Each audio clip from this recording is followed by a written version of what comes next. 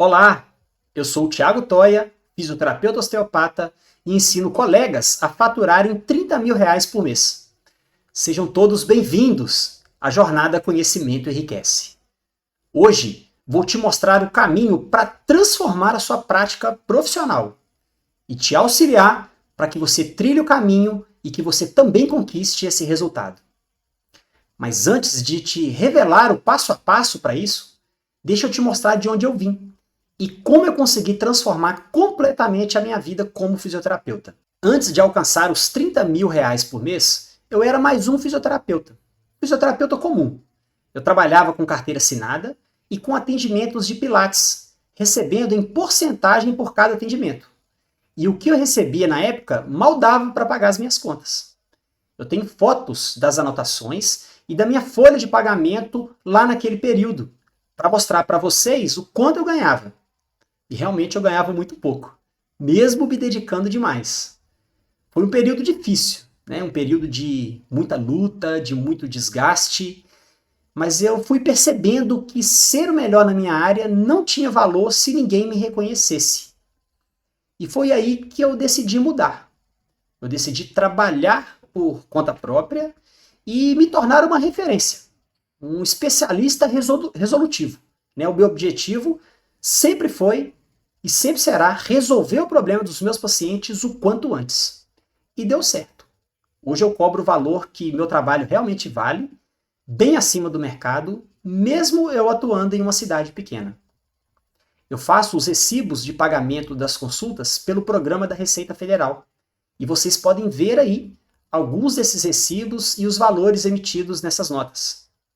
A minha agenda está cheia de clientes de alto valor e faturo mais de R$ 30.000 por mês.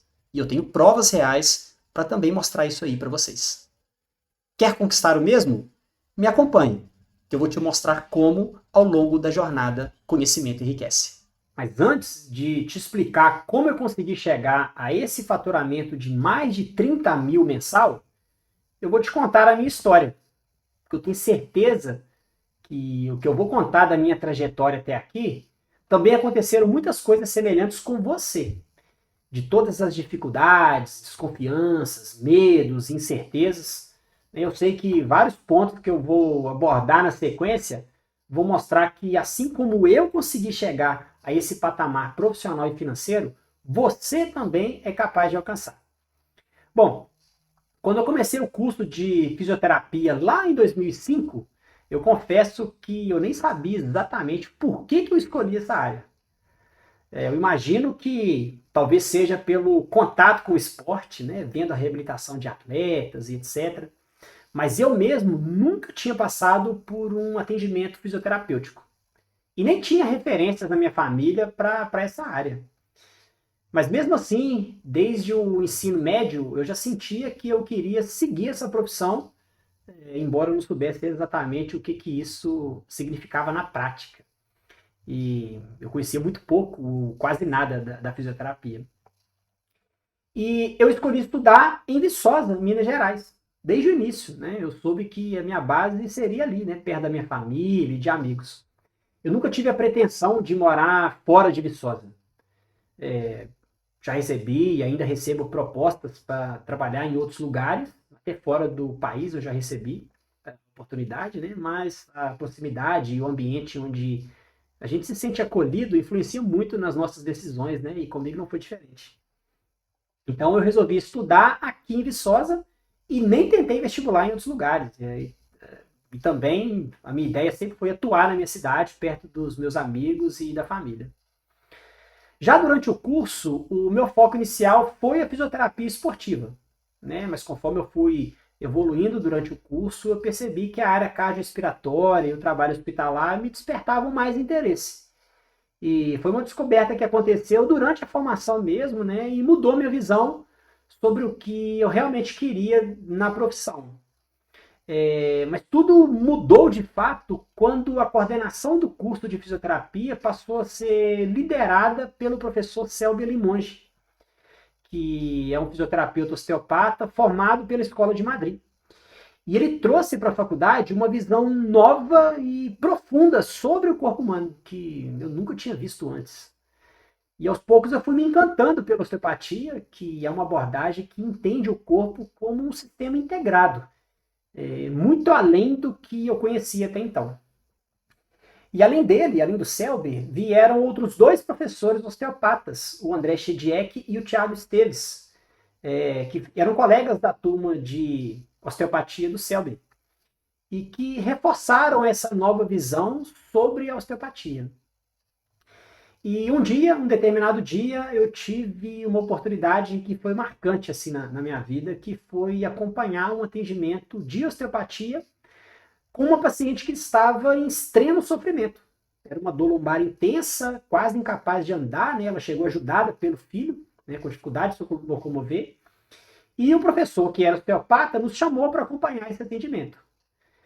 E eu percebi que ele gastou, né, a maior parte do tempo fazendo perguntas aprofundadas, né, sobre o sono, sobre digestão, alimentação, estresse, e não só sobre a dor e as questões biomecânicas. Então eram questionamentos que olhavam o funcionamento do corpo como um todo, assim, realmente. E, para minha surpresa, ele não tocou na lombar, que era um local dolorido, né? E sim em regiões distantes, como pé, quadril, uma cicatriz de cesárea que ela tinha. E adivinha o resultado? A paciente levantou e saiu andando sem dor nenhuma, né? E naquele instante eu decidi. Não, eu quero aprender, é isso aí. E assim, eu reconheço que eu senti uma grande insegurança, né, naquele momento. Afinal de contas, aplicar um raciocínio tão aprofundado e técnicas tão avançadas na prática clínica parecia algo muito distante para mim naquele momento. Mas foi enfrentando esse medo que eu tive a virada verdadeira na minha carreira. E após a minha formação em fisioterapia, eu iniciei uma jornada intensa de aprendizado. Então eu fiz um curso internacional de Pilates, que foi ministrada pela professora sul-africana, a Debbie Creamer, que se formou na Universidade de Queensland, na Austrália, e ela esteve ao lado do renomado pesquisador Paul Hodges, que é uma referência mundial em controle motor, dor e reabilitação. Eu também fiz a formação do conceito Mulligan, tendo aí o privilégio de conhecer e aprender diretamente com o Brian Mulligan, né, que foi o criador da técnica e uma verdadeira lenda da fisioterapia.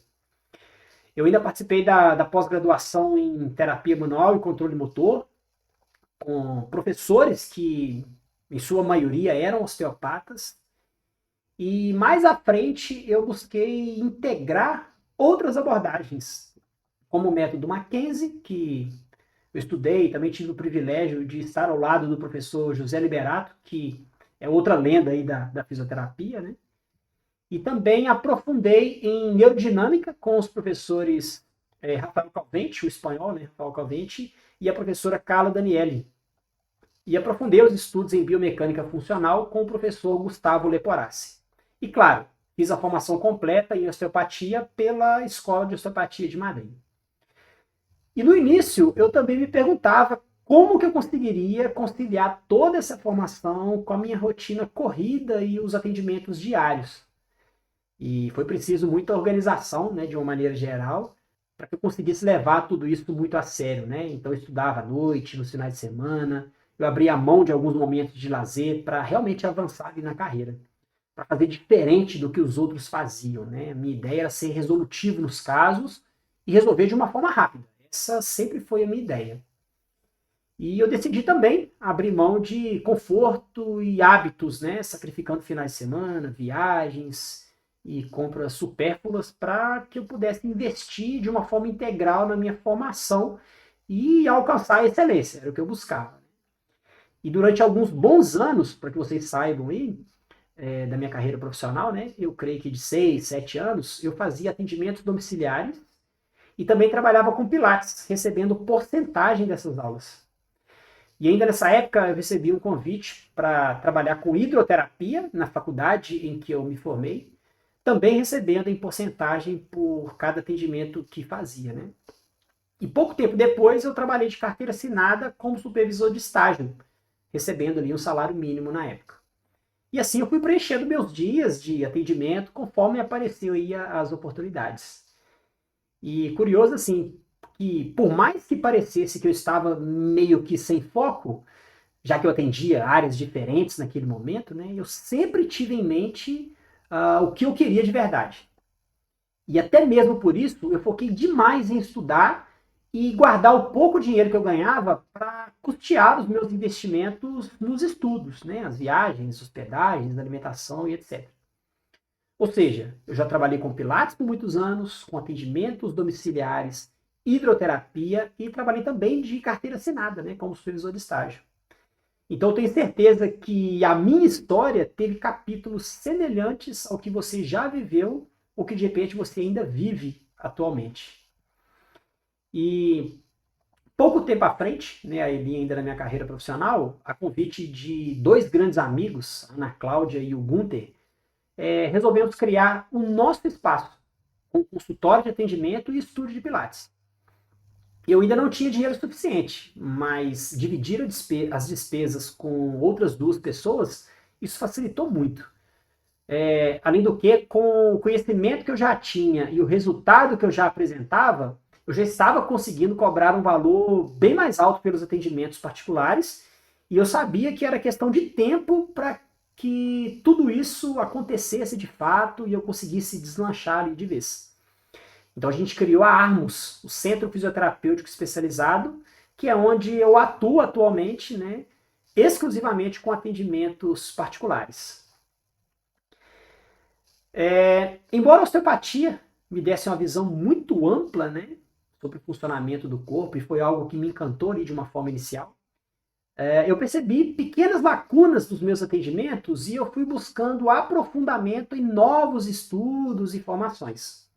Então, por exemplo, para casos que envolvem comprometimento do tecido neural e padrão biomecânico de movimento, eu resolvi investir no estudo aprofundado de neurodinâmica e biomecânica funcional, que complementaram muito o meu repertório terapêutico, tanto avaliativo quanto de intervenção. E falando da biomecânica funcional, ela contribui muito na manutenção dos resultados obtidos e também na prevenção de recorrência de dores ou lesões. Só manipular, né? Então, só manipular ou ganhar mobilidade em alguma articulação nem sempre eram suficientes para todos os casos. E ela se encaixou muito bem para essa lacuna. Já o método Mackenzie, que foi outra formação que eu fiz, me trouxe muita agilidade para o tratamento das dores mecânicas e também para casos de hernia de disco. É muito interessante. Enquanto a formação no conceito Mulligan me deu ferramentas diferentes para aplicar e que permitem resultados rápidos, perceptíveis para o paciente durante o próprio atendimento. E, além disso, eu consigo utilizar o conceito Mulligan em perfis diferentes ali de pacientes. Essa combinação patenteou meu método de atendimento, que hoje atende perfis variados aí de pacientes, que vão desde pacientes envolvidos com esportes, idosos, crianças e até mesmo pacientes acamados. E tudo isso de uma forma objetiva, rápida e realmente eficaz. Hoje, eu utilizo esse método completo que eu desenvolvi com essas ferramentas, conceitos e metodologias que estão presentes aí dentro dessas 5 áreas consagradas aí da fisioterapia, que é a osteopatia, Mackenzie, Mulligan, neurodinâmica e biomecânica funcional. E tudo isso alcançando resultados que são rápidos e consistentes. Hoje eu atendo de 6 a 8 pacientes por dia, com valores elevados por cada atendimento, graças à reputação que eu conquistei, né, e essa alta taxa de satisfação desses clientes, já que os resultados se tornaram muito mais rápidos. Então minha agenda vive lotada e normalmente com uma lista de espera, porque meu método de atuação oferece uma proposta de valor que eu vejo que poucos profissionais conseguem entregar de fato. E, ao mesmo tempo, eu construí a liberdade para escolher os pacientes que eu atendo e os horários de trabalho, né, sem que minha renda mensal seja afetada de alguma maneira. E essa flexibilidade me permite equilibrar a minha vida profissional e pessoal mantendo, né, esse faturamento consistente acima de 30 mil por mês. E eu compartilho toda essa trajetória que eu contei para vocês, né?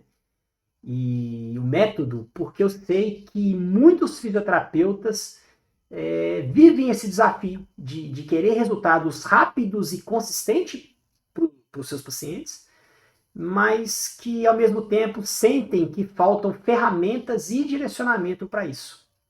E eu também já vivi essa frustração, né? Eu já contei isso para vocês, né? Uma frustração de trabalhar em uma cidade onde a profissão não era tão valorizada, mas eu percebi que se eu focasse em resultados reais e resultados rápidos, e claro, né, investir em qualificação para isso, a gente pode sim transformar essa realidade. Né? A gente consegue mostrar o nosso valor e conquistar o verdadeiro reconhecimento. E atualmente eu ajudo fisioterapeutas a faturar mais de 30 mil por mês, mostrando que é sim possível dominar técnicas avançadas, integrar conhecimentos e construir uma carreira sólida e lucrativa. Claro, sem perder a essência da profissão, né, e o verdadeiro propósito de transformar vidas. Meu compromisso é fornecer um caminho seguro, num passo a passo, para que outros fisioterapeutas também sejam referências aí nas suas regiões e atinjam um resultado extremamente efetivo, atingindo, né, um alto faturamento e que, de alguma forma, tudo isso repercute em orgulho de fazer a verdadeira diferença na saúde dos seus pacientes. Quer descobrir o caminho que me levou a faturar mais de 30 mil por mês? Fica aqui comigo, que nessa primeira aula da jornada Conhecimento Enriquece, eu vou revelar os passos importantes para você alcançar esse mesmo resultado. Inicialmente, pessoal, na aula de hoje, eu vou apresentar 10 abordagens que são extremamente comuns para nós profissionais da área, para a gente discutir alguns pontos importantes sobre cada uma delas. São abordagens que envolvem a parte técnica e abordagens relacionadas à estratégia e comportamento. O caminho para chegar aos 30K sempre será o resultado, né? O resultado que você é capaz de apresentar. Isso é fato, né? Eu creio que você também concorda comigo. Porém, existem uma série de outros fatores estratégicos e até mesmo de comportamento, enquanto, né, profissionais da área, que impulsionam o nosso trabalho, a nossa divulgação, reconhecimento, visibilidade e adesão do paciente ao seu plano de tratamento, captação de novos clientes e etc. E ao longo dessa jornada, eu vou apresentar essas questões aqui para você. Já adiantando, acompanhe com calma essas 3 aulas, separe papel e caneta e anote essas informações relevantes que eu vou estar apresentando aqui para você, tá? Eu tenho certeza absoluta que ao final dessa jornada, você estará vendo a nossa profissão certamente aí com outros olhos, né? Com outra bagagem e com uma infinidade de possibilidades para realmente alavancar a sua vida profissional e financeira. Iniciando aqui o nosso conteúdo, eu trouxe como a primeira abordagem das 10, né, que eu comentei com vocês, é essa daqui, que é tratar o músculo apenas com alongamento e liberação miofascial, né? Tratar músculo com alongamento e liberação miofascial eu fiz durante boa parte aí da minha vida profissional. E acho que todos nós estamos aqui, né? E é muito legal, o paciente se sente bem após a intervenção, né? E ele vai embora para casa satisfeito. Só que eu tenho que dar uma notícia aí para você, né? Essa abordagem não é a melhor a ser feita. Essa é uma abordagem mais simples, ela é simples na verdade, mas é uma abordagem mais limitada. E eu vou te explicar o porquê disso, ok? Olha só, você já reparou, né? Você parou para observar que se esse paciente, né, que você fez esse tipo de abordagem, ou pelo menos a maioria deles, eles voltam num próximo atendimento com as mesmas dores, no mesmo músculo, do mesmo jeito? Com os pontos gatilhos da mesma maneira? Pois é, com o tempo eu fui percebendo que acontecia exatamente isso na maioria esmagadora ali dos casos. Então eu fui percebendo que isso funcionava, na verdade, como um paliativo, mas não como uma abordagem que resolvia o problema de fato. E aprofundando ainda mais os estudos, eu vi que existia uma maneira muito mais efetiva e resolutiva para isso. que é seguir uma ordem, né, uma hierarquia de tratamento para musculatura. E ela envolve atuar no nervo que comanda aquele músculo, atuar sobre a sua origem e inserção, e ainda ativando outros músculos em específico, né, para tirar a sobrecarga daquele músculo que apresenta disfunção. E essa sequência lógica otimiza demais os resultados. Então os pacientes passaram a melhorar muito mais rápido. Mas fica tranquilo, tá? Esses detalhes de atuação sobre o músculo eu vou estar te explicando aqui ao longo da jornada, tá bom? Vamos aqui discutir o próximo tópico, né, que é depender do boca a boca para crescer. E assim, receber indicações dos pacientes, de outros profissionais, sem dúvida nenhuma é uma excelente ferramenta para todos nós, né? Os pacientes chegam realmente com uma boa qualidade para nós. Mas veja bem, quanto tempo você levaria para que essa rede de indicações do boca a boca seja capaz de encher a sua agenda? E você está disposto a esperar esse tempo todo de trabalho, de formiguinha, né, que eu costumo dizer, para realmente alcançar esse retorno financeiro que você está almejando? Então a gente precisa ter ferramentas e estratégias para que o nosso nome corra na região, né, que a gente se encontra, né, e de uma forma mais acelerada, e que a gente possa ser visto e lembrado pelas pessoas de uma forma mais imediata, né, de uma forma mais direta.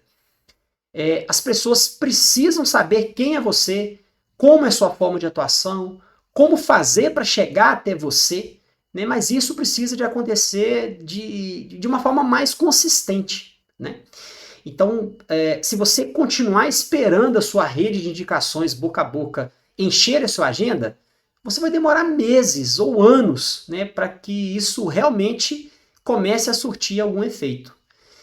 E o seu reconhecimento profissional, especialmente o financeiro, ele vai demorar demais para ser atingido. A gente precisa ter outros meios, né, para que o nome esteja em evidência, né, sem depender exclusivamente da indicação dos nossos próprios pacientes.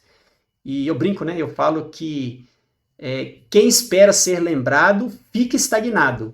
E quem se posiciona é lembrado porque se mostra. Né? Eu uso muito essa frase. E existem aí inúmeras estratégias que favorecem esse processo. E eu vou trazer alguma dessas estratégias ao longo da jornada, tá bom? Outro tópico interessante, tratar o lugar da dor. Você direciona o seu olhar, a sua avaliação, a sua abordagem para o local onde está a dor? Eu, pelo menos, fazia isso direto, né? Eu perguntava qual que era a queixa principal do paciente e direcionava o meu olhar 100% para aquela região, né, que ele apresentava os sintomas. Mas essa forma de abordagem é um erro clássico. E sabe por quê? Olha só. E se aquela dor, né, que o paciente apresenta for apenas a consequência do problema? E se esse local, né, onde está a dor, ele está sendo, a dor só está se manifestando naquela região porque ela está sobrecarregada em função de uma disfunção que está ativa em outro lugar? Por exemplo, imagina um paciente com uma dor no ombro e apresentando limitação de amplitude de movimento. Isso gera estresse, isso gera sobrecarga articular, né? Ele vai fazer um movimento, a amplitude é limitada, então isso gera estresse, sobrecarga na articulação de uma forma geral. E muitas vezes ele vai ter lá nesse ombro uma tendinite, uma bursite, etc. Só para a gente ilustrar uma possibilidade aqui. E ele pode estar tendo toda essa situação porque, por exemplo, a torácica dele não aceita o movimento. Então ele tem uma certa amplitude de movimento, mas a torácica não aceita. E se ela aceitasse, essa amplitude seria muito maior. Ou seja, para esse perfil de paciente, a minha abordagem vai ter que ser muito mais na torácica para tirar a sobrecarga do ombro e aí sim eu conseguir resolver o problema que se manifesta no ombro. Conseguiram entender? Então existem outras regiões que podem estar em disfunção ativa, gerando sobrecarga em outro segmento. Então, na maioria dos casos, eu fui entendendo isso, o local onde a dor se manifesta, na maioria das vezes, ela é consequência de um problema que está ativo em outra região. E eu demorei a entender isso, né? Então, usar esse exemplo que eu citei aqui para vocês Né? Vocês não concordam comigo que se nós atuarmos somente no local da dor, a gente vai estar tratando os sintomas e não a causa real da dor aí desse paciente? E sabe o que vai acontecer, né, se a gente focar simplesmente no local da dor? O paciente não vai melhorar. Eu fui percebendo isso ao longo do tempo e acho que vocês também já devem ter percebido isso em algumas situações, né? Ou mesmo que ele melhore um pouco, ele vai voltar com os mesmos sintomas no próximo atendimento. Então é um paciente que vai necessitar de muitas sessões aqui comigo e não vai melhorar, né? E no final das contas, é muito provável que ele vá em outro médico, que ele vá em outro fisioterapeuta, que veja algo que eu não vi, que faça algo diferente do que eu fiz. Então eu trouxe esse ponto para a gente poder pensar mesmo, né? Para fazer a gente pensar mesmo nessas possibilidades, né? E o questionamento que vem é o seguinte: você está sabendo identificar a causa da dor do seu paciente de uma forma clara, objetiva e com segurança do que você está fazendo? Ou seu olhar continua fixo e limitado para o local da dor? Né? Então eu brinco que quem tem dor tem pressa, né? Outra frase que eu uso com bastante frequência aqui, né? Quem tem dor tem pressa. E enquanto a gente estiver tratando só o local da dor, o nosso paciente não vai melhorar. Ele vai procurar outro profissional que saiba ver o que a gente não viu. Então esse é outro tópico que eu trouxe aí para vocês. Um outro que é muito interessante, e esse aqui eu acho que é o mais comum de todos, né? Precificar o nosso atendimento com base na concorrência. Eu acho que praticamente 100% de todos nós fizemos isso, né? A gente faz primeiro um levantamento do que os outros profissionais da região estão cobrando, né? Estipulamos uma média que a gente considera boa e ficamos nesse valor que a gente encontrou, não é verdade? E o processo é exatamente assim. Mas pensa comigo, e aquele resultado clínico que nós somos capazes de apresentar? Se eu sou capaz de resolver um problema de um paciente com 1 a 3 atendimentos, eu sei que eu posso cobrar muito mais por isso, do que se de repente eu precisasse de 10, 20 atendimentos para resolver aquele mesmo problema. E a transformação que eu fui capaz de trazer para a vida daquele paciente? E o tempo de estudo e dedicação para atingir aquele resultado? E as nossas contas mensais? E a nossa projeção de vida? Será que tudo isso realmente é compatível com o valor médio da concorrência, né, que a gente estipulou? Então você percebe que não tem nenhum critério plausível para quem adota esse tipo de estratégia? Você percebe que se você está fazendo isso, né, você está sendo mais um a fazer a mesma coisa? E o pior do que isso, adotando essa estratégia, a gente não valoriza de fato o nosso esforço e o nosso trabalho, né? Então esse é um outro erro de estratégia e comportamento extremamente comum e que nos impede demais de evoluir profissionalmente e especialmente financeiramente. Simplesmente porque a gente não tem uma estratégia bem definida de precificação e a gente não sabe nos posicionar, né? Outro tópico, se posicionar como fisioterapeuta ou educador físico. Essa aqui pode parecer curiosa, né? Mas é a mais pura verdade e eu vou trazê-la aqui para a gente poder discutir. Olha só, se alguma pessoa, né, qualquer pessoa aleatória, pergunta a sua profissão ou o que você faz, o que você responde? A maioria absoluta vai responder: eu sou fisioterapeuta, eu sou profissional de educação física. E sabe o que isso transmite na cabeça de quem fez a pergunta para você? Transmite a ideia de ser apenas mais um, sem nenhum diferencial, sem nada diferente do que o outro que está ali a cada esquina, ou a cada academia, ou a cada consultório. E isso é uma das falhas mais comuns para os profissionais da saúde, que é a falta de um posicionamento claro e específico. Então, quando alguém diz eu sou fisioterapeuta ou eu sou profissional de educação física, sem dizer para quem, com o que, ou com qual proposta, o cérebro do público que te fez essa pergunta, ela simplesmente ignora. Ele interpreta como algo mais genérico e não te diferencia de ninguém. Você é só mais um dentro da área. Então, falar que é fisioterapeuta ou profissional de educação física, ele não te diferencia. Ele simplesmente te iguala a todos os outros. Outro tópico que faz muita diferença aí no nosso processo rumo aos 30K. Avaliar o paciente sempre com a mesma ficha de avaliação, né? Uma ficha padrão. Então, usar essa ficha de avaliação padronizada, fechada, é o que sempre, né, a gente aprendeu durante a nossa formação acadêmica e até mesmo em outros cursos profissionais, né? Então o paciente chega e a gente vai seguir uma espécie de, entre aspas, né, um protocolo, que a gente vai seguir tudo isso com todos os pacientes, né? Basicamente é isso que a gente faz. Pois é, você pode estranhar o que eu vou te dizer, mas isso também é um erro. Por quê? Eu sei que a maioria segue um modelo padrão, e eu também já fiz isso por um longo tempo da minha vida, né? Igual eu falei, a gente aprendeu realmente a isso. Mas olhem só, se a ficha de avaliação ela é padronizada, ela supõe que todos os pacientes apresentam as mesmas disfunções, as mesmas características ou as mesmas possibilidades ali. Mas a gente sabe que o corpo humano é extremamente complexo. O nosso sistema é todo interligado e ele pode influenciar e sofrer influências das mais diversas possibilidades. Então, com essa linha de raciocínio, é fácil da gente entender que você pode ter, por exemplo, 10 casos de paciente com dor na coluna, só para a gente ilustrar um exemplo aqui, com sintomas parecidos e etc. E eu posso garantir que certamente serão 10 casos completamente diferentes um do outro. Então, se o paciente tem uma perna mais curta que a outra, ou se o outro paciente tem um nível de estresse mais aumentado, ou um outro paciente tem uma cicatriz abdominal importante, né, muita aderência tecidual naquele local, se outro paciente é sedentário e dorme mal demais, ou outro que tem uma alteração, alguma disfunção, alguma alteração anatômica importante e muda toda a biomecânica dele. Enfim, são inúmeras possibilidades que torna cada caso ser realmente um caso.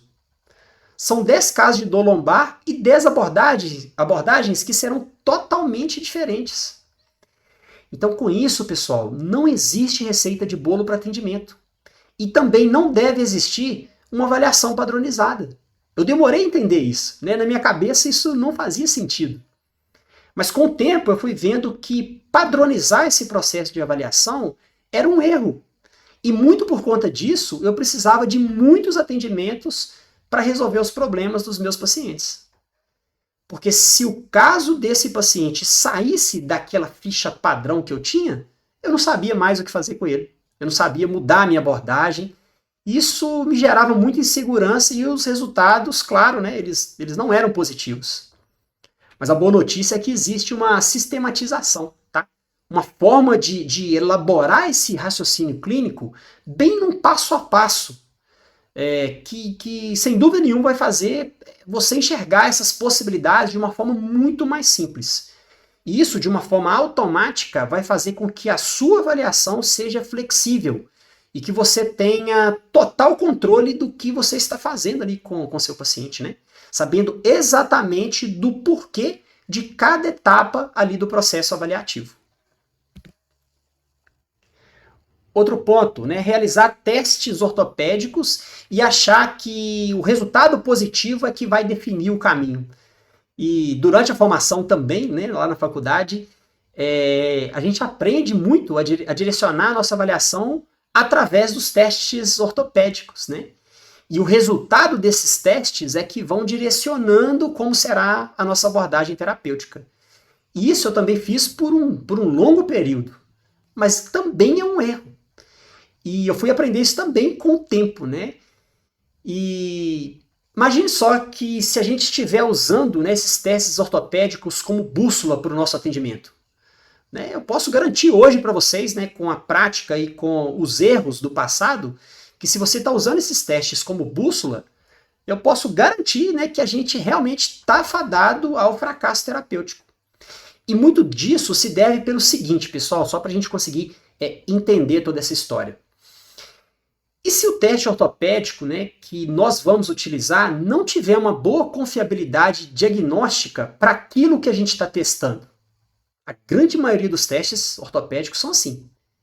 E se a causa do problema do nosso paciente estiver sendo originada de uma disfunção em outro lugar? A gente vai ficar totalmente perdido. e extremamente limitados no nosso processo avaliativo. E a consequência disso certamente será um atendimento onde a gente vai se sentir inseguro por não ter certeza do que está acontecendo de fato com aquele paciente. E por consequência, né, de tudo isso, a gente não vai saber selecionar as melhores técnicas, aquelas necessárias para realmente resolver o problema dele. E eu falo que avaliar é muito mais do que buscar um nome para a dor do paciente, né? Que é isso que os testes ortopédicos fazem na grande maioria das vezes. E avaliar com qualidade mesmo, pessoal, é entender a função, disfunção e o contexto. Outro ponto, outra forma de abordagem relacionada aqui à estratégia de comportamento, né? Se posicionar como fazedor de técnica e não como um especialista em resultado. Isso aqui eu fiz demais. Que é o seguinte, ainda mais hoje, né, com redes sociais, então, é muito comum a gente ver um perfil profissional onde é colocado o seguinte: trabalho com manipulação, ventosa, liberação miofascial, agulhamento e etc, etc, etc. A gente coloca as técnicas ou cursos, né, que a gente faz como um demonstrativo de bagagem profissional ou algo do tipo. E isso eu fiz demais, mas com o tempo eu fui aprendendo que o paciente mesmo, que era o meu objetivo de captação, ele não sabe o que são essas técnicas. Quem sabe disso são outros profissionais da área, não o paciente. Então eu fui percebendo o seguinte: como que eu poderia ser visto e despertar o interesse dos meus futuros pacientes se eles não entendem nada do que eu estava vendendo, né? Nada do que eu estava apresentando? Então, se for uma proposta de emprego, ou se eu estiver postando alguma página de busca profissional, tipo um LinkedIn da vida, aí beleza, você está direcionando a sua bagagem para outros profissionais e eles vão entender o que você está colocando. Agora, se a gente quer ser reconhecido, ter agenda cheia e alto faturamento, essa estratégia está errada, tá? O nosso paciente, o que ele quer saber, na verdade, né, ele quer saber de uma coisa só. Você sabe resolver a dor dele? É isso que importa para o paciente. É isso que ele quer entender quando ele está procurando um profissional. Então, se você estiver focado na ferramenta e não na transformação que você é capaz de fazer na vida desse paciente, dificilmente eles chegarão até você. Tá? Dificilmente eles vão te reconhecer como a solução do problema deles. E um exemplo rápido, só para a gente poder ilustrar isso aqui, por exemplo, um posicionamento que talvez seria fraco. Trabalho com técnicas manuais e liberação miofascial. Você está colocando as ferramentas ali. Agora, um posicionamento que seria forte, por exemplo, ajuda pacientes com dor lombar crônica a recuperarem mobilidade e reduzirem a dor, com base em uma avaliação funcional que me permite escolher a melhor técnica para cada caso. Só para dar um exemplo. Talvez ficou muito extenso aqui, mas foi o que veio na cabeça agora. Mas é só para ilustrar como que a gente pode se posicionar de uma forma diferente e que seja mais atraente aí para o paciente. Então, só para ilustrar aqui uma possibilidade. Outro tópico, seguir o modelo biomédico puro, né, de uma forma mais isolada, ignorando ali o modelo biopsicossocial. E esse aqui é o seguinte, pessoal, esse tema é o seguinte. Talvez você esteja seguindo esse modelo e nem sabe que tá o modelo biomédico. Que é o seguinte, o modelo biomédico ele é uma forma de abordagem que hoje ela está totalmente ultrapassada. Mas é um modelo que se fecha em diagnóstico, em patologia e etc. Né? Ele se baseia quase que exclusivamente em exames de imagem e em abordagens com excessos, né, de medicamentos, seja via oral injetável e até mesmo cirurgias. Então é um modelo que ele não entende o funcionamento do corpo de uma forma integrada. É um modelo que olha para a estrutura e não para a função. E esse é o modelo que nós aprendemos lá na faculdade. E fomos acostumados a atuar sobre ele. Né? A gente trata bursite, trata tendinite, artrose, a hérnia e por aí vai. Mas ninguém ensinou a gente a entender o seguinte: por que esse paciente desenvolveu essa bursite, essa tendinite? O que está acontecendo com o organismo desse indivíduo, né, que fez ele ter esse determinado problema? Por que essa região está sobrecarregada e desenvolveu artrose de forma mais acelerada ou desenvolveu esses processos inflamatórios? Então, se você está atendendo os seus pacientes preocupados só com o desgaste que ele apresentou no exame de imagem, ou com aquela tendinite, bursite, mas não está olhando para as possíveis causas dessas alterações, você está seguindo o modelo biomédico e certamente você vai errar na sua intervenção. Esse modelo, pessoal, ele acaba induzindo a gente a cair em uma série de armadilhas clássicas, como tratar só o local da dor, né? E limitar o paciente de se movimentar por medo ou por, de repente, piorar alguma coisa, colocar um monte de informação negativa na cabeça desse paciente, que a gente chama de informação nocebo. Isso acaba gerando mais limitação e medo nesse paciente, e até mesmo a cronificação do caso. E tudo isso, pessoal, dificulta demais a recuperação dos nossos pacientes. O ideal é que a gente siga o modelo biopsicossocial. E se você ainda não entende a fundo esse modelo, pode ficar tranquilo que eu vou te mostrar alguns detalhes sobre esse modelo e as formas de abordagem seguindo esse modelo biopsicossocial ao longo aqui da jornada Conhecimento Enriquece, tá ok? A ideia foi trazer esse tópico para vocês, para a gente poder discutir, e eu vou complementar essas informações ao longo da jornada, tá? Pode ficar tranquilo. Outro tópico que talvez pode dificultar muito também o nosso reconhecimento como profissional, a adesão dos nossos pacientes ao nosso plano de tratamento, e eu falo que usar essa estratégia, né, de usar a ficha de evolução de forma estratégica é uma forma da gente ganhar o paciente.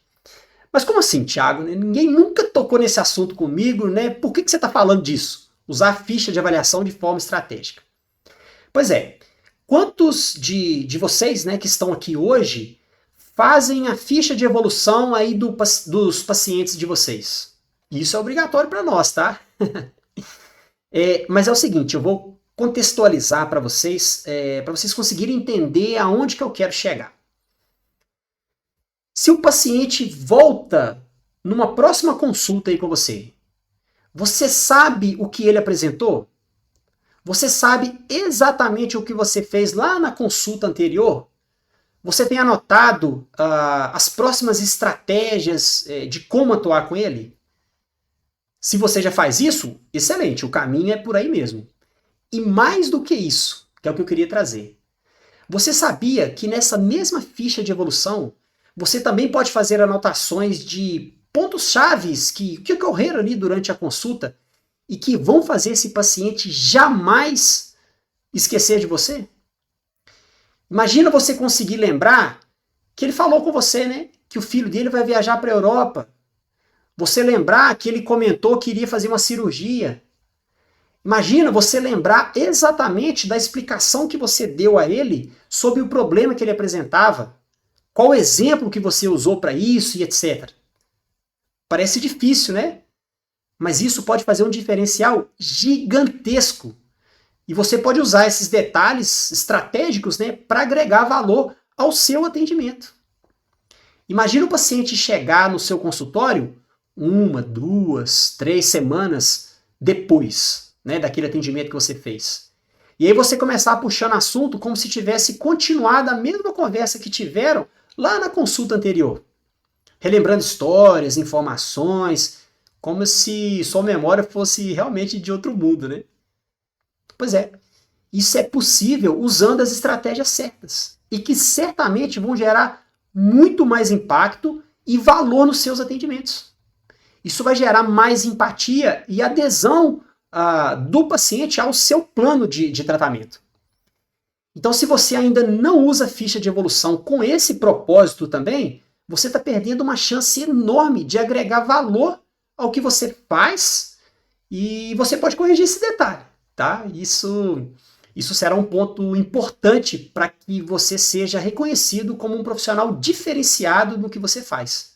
Tá? Diferenciado mesmo, além dos resultados que você apresenta todo esse apanhado geral que você é capaz de fazer dentro do seu atendimento, agregando muito, mas muito mais valor. Então, pessoal, para a gente fazer aqui as nossas considerações finais, essas 10 abordagens, né, que foram mostradas aqui hoje para você, abordagens técnicas e abordagens de comportamento e estratégia, se desconhecidas, né, ou mal executadas, elas podem estar te impedindo de evoluir, gerando aí dificuldades para que você seja reconhecido verdadeiramente como um profissional de referência.